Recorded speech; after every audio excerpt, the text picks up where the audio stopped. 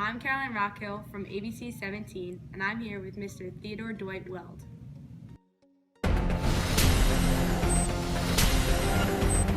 It's nice to meet you, Mr. Weld.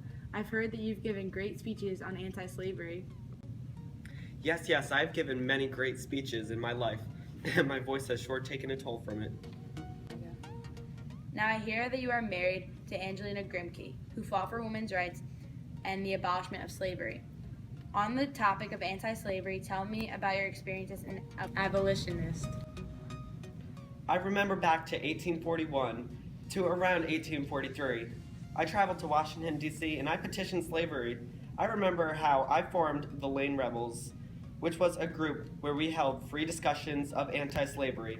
We had debates for 18 days in 1834, where I first decided to be an abolitionist. Wow, that's a lot. What else have you accomplished?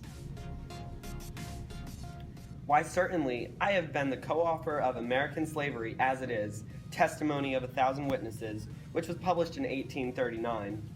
In fact, Harriet Beecher Stowe partly based Uncle Tom's Cabin off of me and my works. Fascinating. I've heard that you wrote the Bible against slavery in 1838.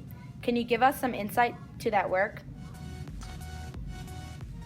Well, I don't want to give all my secrets away, but primarily I state why slavery is wrong and why it needs to be abolished. Visit your local square today and get my book half off. Tell them Theo sent you. Always great when people try to advertise on my show, but let's hear a little bit about your personal life.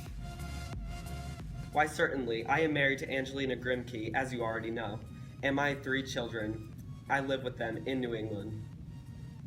Moving on, what are your children's names?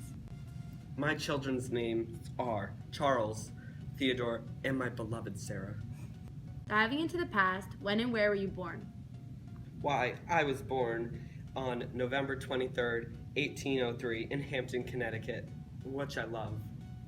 Continuing on, what was your childhood like?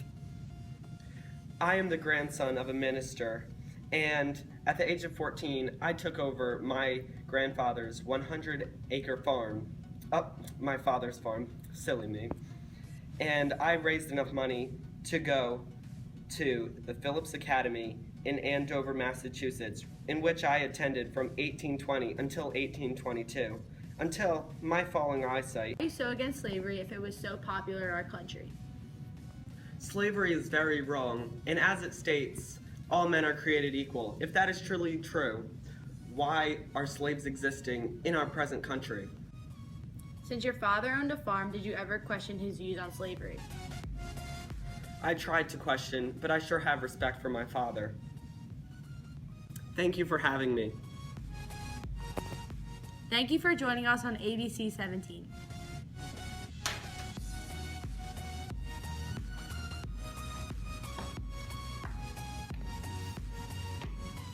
Hello. I am here with Mr.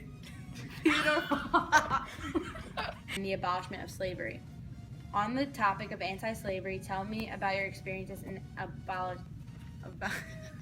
My beloved children are named Stuart. Why I was born in Hampton, Massachusetts. You already said that. Why I was born in Hampton, Connecticut. You already said that. Why I am a grandson of a congressional minister, and at the age of 18, I took over my father's 100-acre farm so that I could raise enough money to go to the college in Andover, Connecticut. I don't know, cut. Father owned a farm. Oh, I forgot what he said. I tried my hardest, but I do respect my old pa. Pa.